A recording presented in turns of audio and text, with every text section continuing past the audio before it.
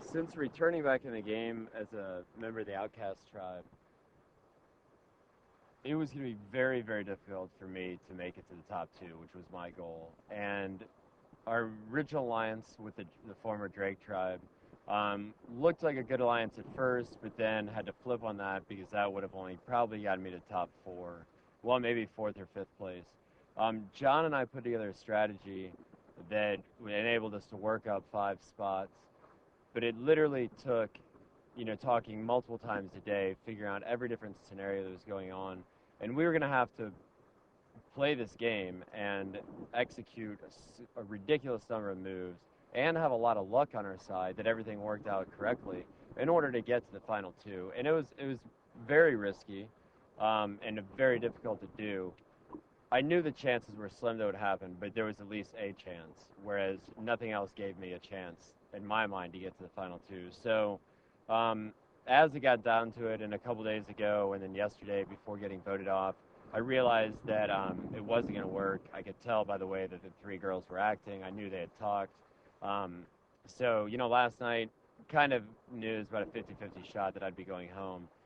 But coming into the game, knowing that I'd be a physical threat and knowing that my head would be on the chopping blocks early, all things considered, I think I did pretty well.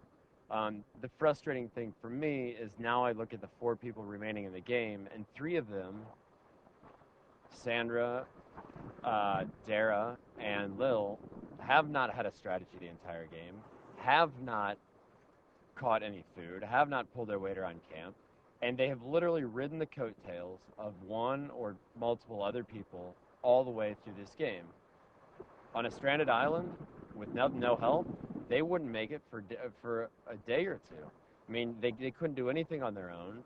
None of them got much food besides a few mussels here and there, and they never even, I don't believe any one of those 3 ever fully understood how the game was played, the full strategies behind it, what went into it. I imagine John will get kicked off because he is the smartest person in the game, probably the smartest person to play the game this round, and it's going to be one of those 3. And in my mind, none of them are very deserving to win, but that's the nature of the game. It's not as much survival in terms of life survival as it is social survival and just being around until the end. And those 3 have literally just been around. They have not done much to get themselves there. After I got voted off the first time, there are a lot of questions that I had that over time became answered. The reasons that I got voted off, one, because I was seen as a threat later in the game, but that was awfully early to vote a threat off. The other thing is people had started spreading lies about me that I was going to defect on the Drake tribe, go to the Morgan tribe. So they're like, well, let's just get rid of Burton. Well, once a lot of the lies were clarified, and then the threat, yeah, it was a threat, but there were 2 people in the game that could catch fish, Rupert and myself. When Rupert was gone, I was the only one in the game that could catch fish. So even though I was a threat, there was still definitely a need for me to be around. Some of the things that I learned after getting outvoted off the first time, I kind of got caught up in the wrong alliance in the first go round. But in this game, you have to make things happen pretty quickly, and luck plays a large part of that. I mean, in the early days of the game, you don't know people. You don't know who's who. You don't know who you can trust, who's going to be a good alliance partner or not.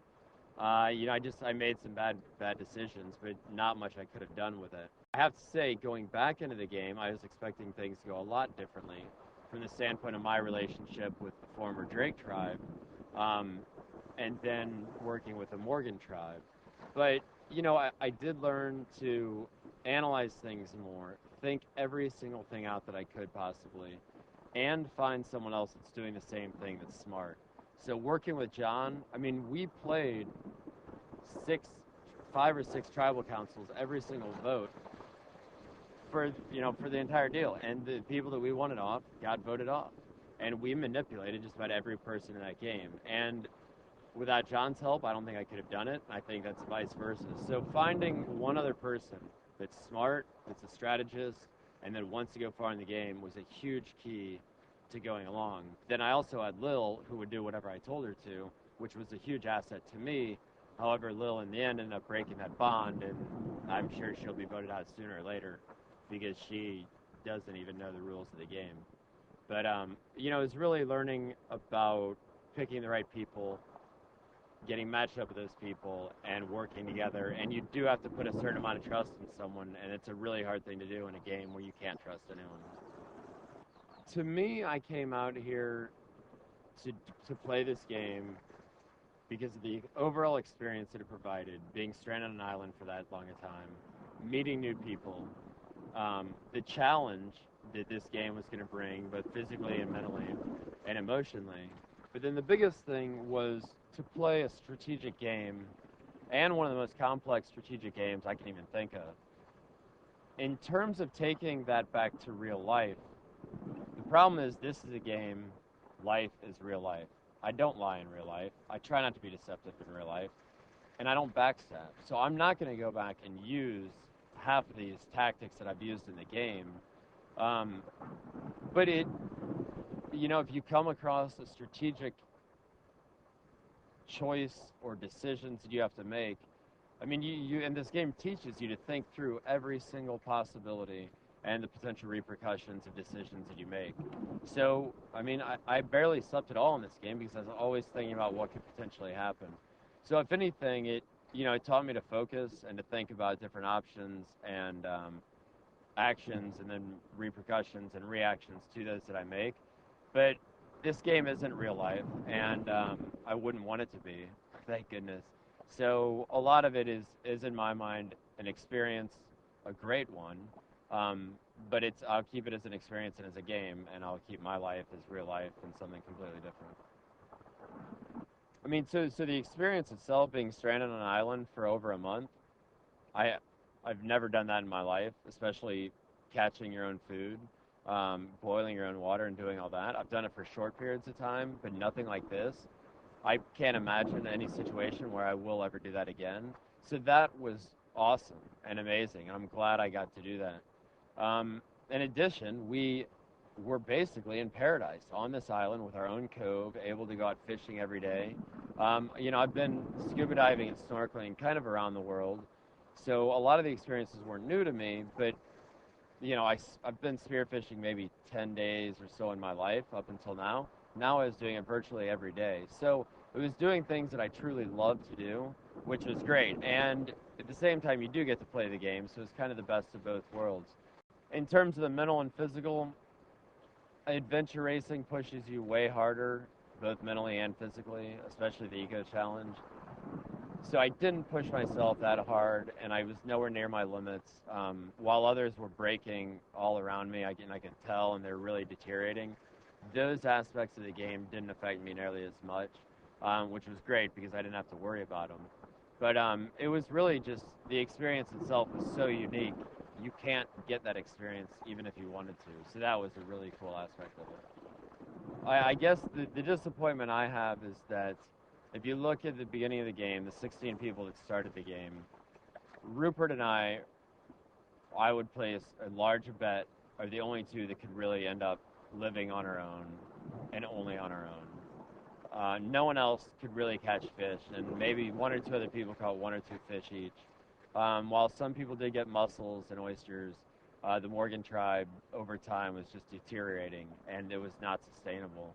The people were getting so tired they couldn't even get water. They couldn't make a fire. They couldn't take care of themselves. So from a survival aspect, it's a shame to me that the strongest true survivors in the sense of being able to survive on your own in the outdoors are not rewarded. And if anything in this game are considered threats, and their biggest strengths are therefore their weaknesses, and they end up where Rupert and I did, which is out of the game, not even in the top 4. That was a little disappointing to me, but since it is a social game, it could change every time, and you never know what you're going to get. On average, though, you're typically going to have more weak people than you do have strong people, and if you have a bunch of really strong people that are really thinking about strategy, they're going to be worried about each other, eliminating themselves, while the people that tend to go through the cracks and slide by and don't do anything will end up in the end because they're not seen as threats. Then next thing you know, you're outnumbered by weak people. I've thought a number of times, if I were to do it again, all new people, how would I go about it? Really, really hard question to ask without seeing the people and without getting back into it. But I mean, to be honest, I would help out less, and I would fend for myself. I would eat more of what I caught or found. I wouldn't support people that couldn't support their own weights, and let them drop out of the game or let them wither away and not even participate in challenges. Um, that could get you voted out right away. It may not. But then the other thing is, I think being a strong mentally and physically competitor, I think you need to align yourself with those other types, and you need to make pacts like, hey, I know we're going to battle it out at some point, but let's get rid of these other people first, and let's battle it out at the end. And I tried that in the beginning of this game with Rupert, and then he got taken in the Morgan tribe. We got split up. I got kicked out, and then there weren't enough strong people left to have the numbers. So definitely would do it again. Have a lot of thinking to do on exactly what strategy I would go with. But, I've said before, and I'll say it again, you can try to hide your true self, and in a short period of time you can, but in a game that lasts 39 days, I mean, it takes a very skilled person if they're going to hide their true abilities and their true selves that long and not let anything come out, especially if they're dominant, they're very strong either mentally or physically, and a threat in the game. Because at some point you need to pull that out either for yourself or your tribe. So it's a tough one.